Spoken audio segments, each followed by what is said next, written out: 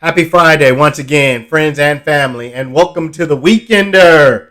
Summer is in full swing here. We have some great jazz shows that are popping off.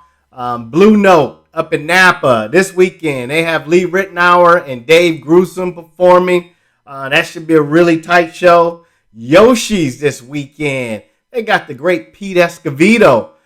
We know what he's all about. He's that jazz percussionist that's got that famous daughter that she's also a percussionist. If you haven't had a chance to see Pete, I highly recommend seeing Pete Escovedo. He's one of the old-time classics. Out in Crockett this weekend, they have what they call the Sugartown Festival and Street Fair.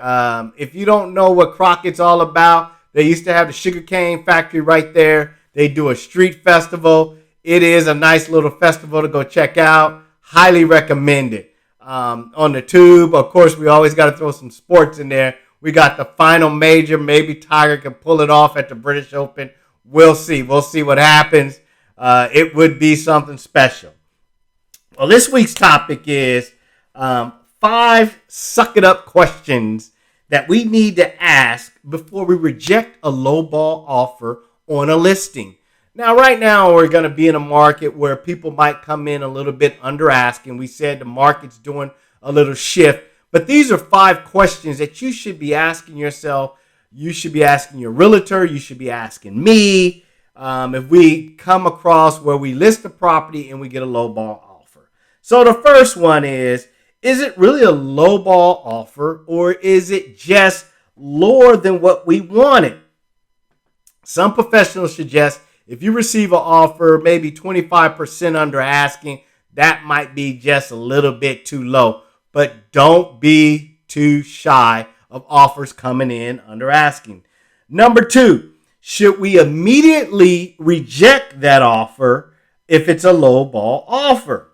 Now, your feelings might get hurt and you may not, be happy with the realtor at that present time. But you know what? You shouldn't let your feelings get involved in it. What I always suggest is if you get an offer, you should counter that offer no matter what, especially when we get into markets where it's a little bit softer. Number 3, you need to ask yourself, is it priced too high?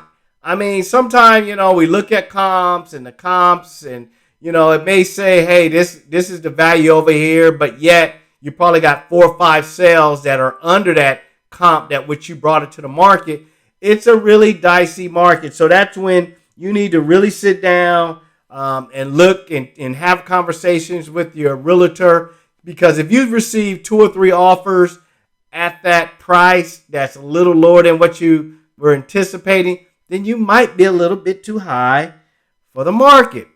The next question you need to ask yourself is, what do we really need?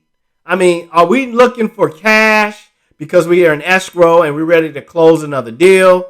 Are we really being realistic about how much, equity we really have in the house? So these are questions that you need to be asking.